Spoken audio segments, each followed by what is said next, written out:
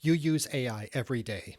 You write the prompts, you generate the outputs, and you probably think you've mastered the tool. Let's look closer.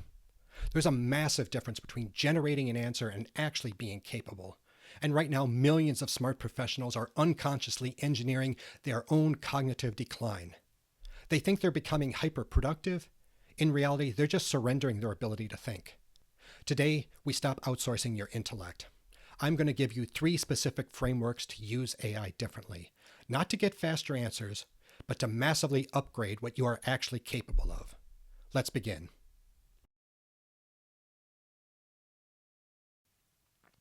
You've probably heard concerns that using AI can make you dumber, make you less able to think critically. This is not an opinion or an old wives' tale. This is true. Study after study shows that the way most people use AI actually makes them dumber. And one of the ways it does that is through what they call cognitive surrender. This is when people accept what AI says with minimal scrutiny. I kind of like that term, cognitive surrender, but this is not a good thing, okay? For those of you who are familiar with the book Thinking Fast and Slow, you know that there's 2 modes of thinking. There's system 1, which is the fast one. This is intuition. This is what's on the tip of your tongue. And then there's system 2, which is the slower thinking. This is the critical, analytical thinking. When you're engaged in cognitive surrender, you're not thinking from system 1. You're not thinking from system 2. You're not thinking, period. And this can happen a couple of different ways. Let me show you one from a recent chat I had. Here's a chat I recently had with Claude, and I was having it tailor and improve my resume for a specific job listing. And one of the suggestions it made was to include the line, "I am someone who, quote, identifies what an organization needs before it knows." Now, I really like this, and so I responded, "I like that. This positions me as a partner of leadership. I can advise them from a perspective they don't have." And its response, "That's a sharp reframe, Mark." Well, is it really? I mean, I basically told it I like what it said. I tweaked it a little bit. Certainly made me feel good to say that, but is it really a sharp reframe? See, this is the problem with a lot of AI chatbots, is that they're overly complimentary. They are sycophanic in a way, right? And the problem with too many compliments is this can lead to confirmation bias, which is one of the most common cognitive biases there are. That's where any information you get, you interpret as evidence for what you want to believe or what you believed already. Now, you may be aware of confirmation bias. You may feel, oh, that would never happen to me. No, let me tell you, this is a thing that happens to everyone, and it's very difficult for you to detect you're doing it in the moment. So all these compliments, this can cause you to think less critically. Another issue that comes up is what psychologists call premature closure. And like the name implies, you are thinking about things and then you stop. You jump to conclusions. That's it. I've got my answer. So you give a problem to AI. It tells you a response. You look through it and, that seems about right. Great. I solved the problem. Time to move on to the next thing on my to-do list.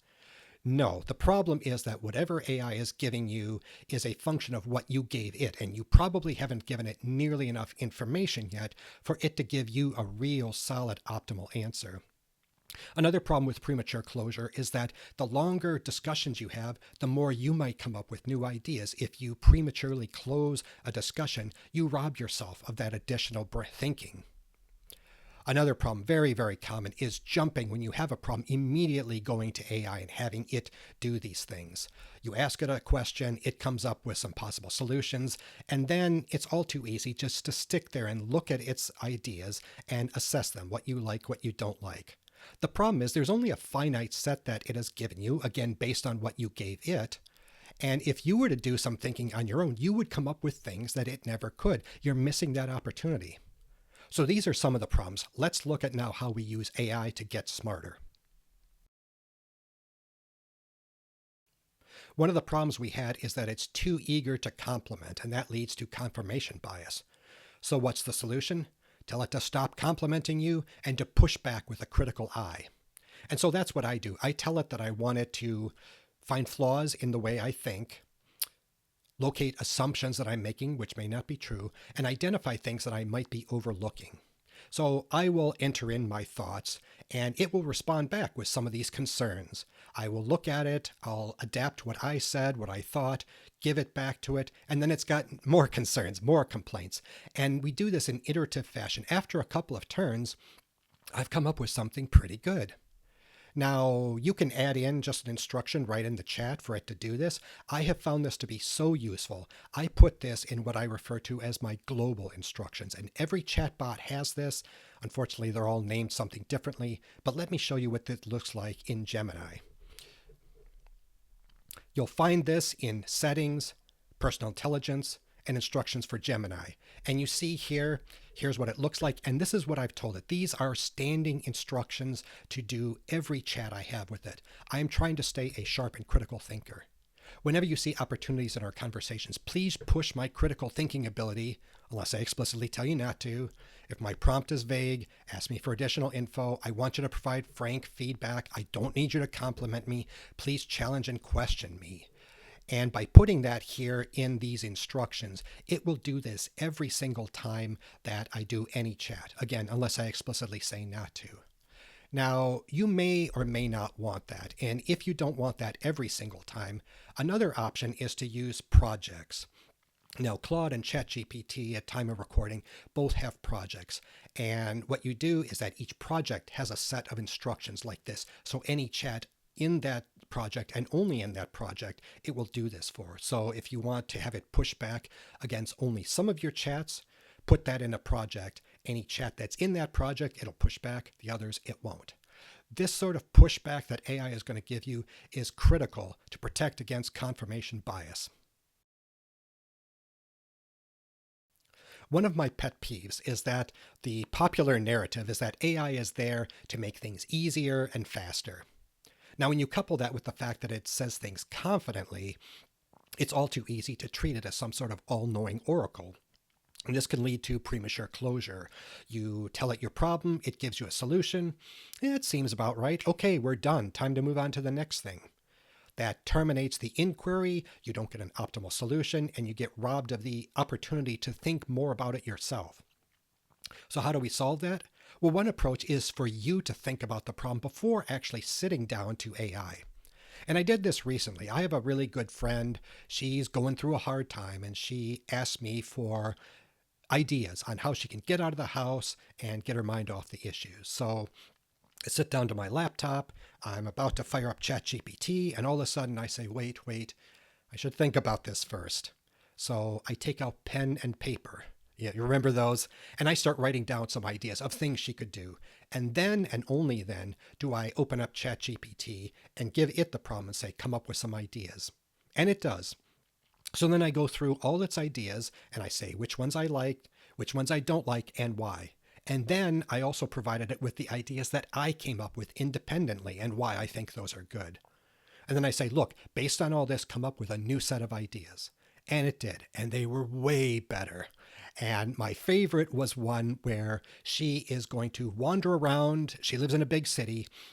And she's going to record what she's doing. Like she's one of those YouTubers recording a video for, when you go on vacation, here's the things you should do. And she's narrating it, but she's narrating it for her puppy. And then when she goes home, she's going to sit down with the puppy. She's going to show it the video. The doggy gets treats. She has ice cream. Now, AI would not have come up with this. I mean, first of all, it doesn't know her like I do, but I don't think it would come up with such a creative solution. But I got to exercise my creativity and also my ability to collaborate. And these are critical skills that go far beyond, helping your friend through her hard time. So another way of extending a conversation so you can think more about it is to ask follow-up questions. Well, I actually have AI generate some follow-up questions that it can ask me. And I will show you what I do here in ChatGPT. You can see here that in its custom instructions, I've listed here, after a response, provide 3 follow-up questions worded as if I'm asking you. Format these as Q1, Q2, Q3. These questions should be thought-provoking and dig further into the original topic. And this is what it looks like in practice. So here is a chat that I was having looking at why did Homo sapiens beat out Neanderthals to become the only existing hominid? We start talking about brain sizes and socialization, social networks, and then I'm running a little bit low. I don't really know what else to ask, but it gives me some follow-up questions. Q1, if brain globularity and social networking were our primary advantages, why did it take Homo sapiens nearly 200,000 years after anatomically evolving to finally displace Neanderthals? Well, that's a good question. I have no idea, but what an interesting follow-up. And it gives me two other ones here too. And all I have to do is type Q1 and hit return. And now the discussion continues in a new way. And who knows what kind of ideas and conclusions we can come up to. Now, when it comes to thinking more intelligently, it's a good thing to look at philosophers because that's all they do is think. Now, of course, one of the most famous philosophers of all time is Socrates, and there's a method of problem solving, sometimes called Socratic Interrogation, sometimes called Socratic Dialogue, and as the name dialogue implies, this is where there's two people. There's someone who's dealing with an issue or wants to explore a topic, and then there's another person, nominally Socrates, who's just there asking questions.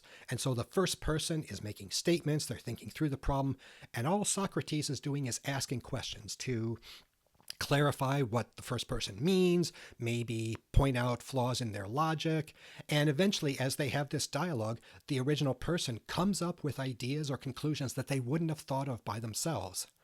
Now, how we're going to do this with AI is you're the person with the topic or the problem. AI will be Socrates, the questioner. Now, through guidance, through this conversation, you will generate ideas that you wouldn't have on your own, primarily because we tend to get fixated on our initial ideas, and the AI's question will help you explore this more thoroughly. Now, the important thing about this is that you are the one who's doing all the thinking. AI is simply asking questions. It's not giving you ideas. It's not giving you advice. You are doing the thinking, and because these thoughts are yours, those ideas will stick. If someone else is telling you something, you nod, you say, oh, that makes sense, and a lot of times you don't retain it like you do when it's your own thought. Now, we've looked at three different methods here to make yourself smarter. They all have something in common. So let's take a look at what that is, because that's the secret sauce. That's what makes all of these things work. This idea that AI makes things easier and faster, I don't like it. I think the people who are espousing this are doing you a disservice. Look, brain power, like muscles, will atrophy if you don't challenge it. And these three methods that I've just shown you are a challenge, right? It will really require you to dig deep and think, which is good. That's how you're going to get smarter. Now, the effort you put into this will pay dividends for your entire life. Yes, when you sit down, you may have a specific topic or a specific issue, but this effort of thinking through things will just make you smarter in general. Now, I don't know what the important skills of the future are going to be. Things are changing so much. Everybody has ideas, right? One thing I do know is that thinking never goes out of style. Thinking will always be important. So by developing your mind and your critical thinking skills using these methods, you will future-proof yourself. You will be able to thrive no matter what AI does in the near future. Now, I've explained three different methods, giving you examples, but I'm going to do something more. I am actually giving you prompts that you can copy and paste directly into AI that will implement these methods. And down in the description, I have a link to a Google Drive. So you just go there. You don't give me your email address. You're not signing up for a newsletter or anything. You just go there. They're all free. I've made them for you. You copy and paste them. You download them and then you copy and paste them. And here is what it looks like. And you can see there's a number of files here, such as brainstorm yourself first. What you do is you open that up, you copy everything in there, and you paste it either into a chat or the global instructions or whatever you want. Now note there's an instructions file here. Read that. It has instructions that will tell you how to actually use these files to generate thoughts and strengthen your thinking. And please share this video with people that you know on social media so that other people can benefit. AI is a unique tool to help you get smarter. We really have never had anything like this before. Please avoid the temptation to use AI solely as a crutch. Look, there's a lot you can do with AI. Making yourself smarter is one of the best. Now, a lot of people are talking about AI. Don't get distracted by people posting lists of 60 AI skills you can download and install, or 20 free courses. That stuff is just a distraction. Do stuff like this to develop your core capability of thinking smarter and more critically. Thank you for watching. Plenty more videos on the way. Hope you enjoyed this and have a great day.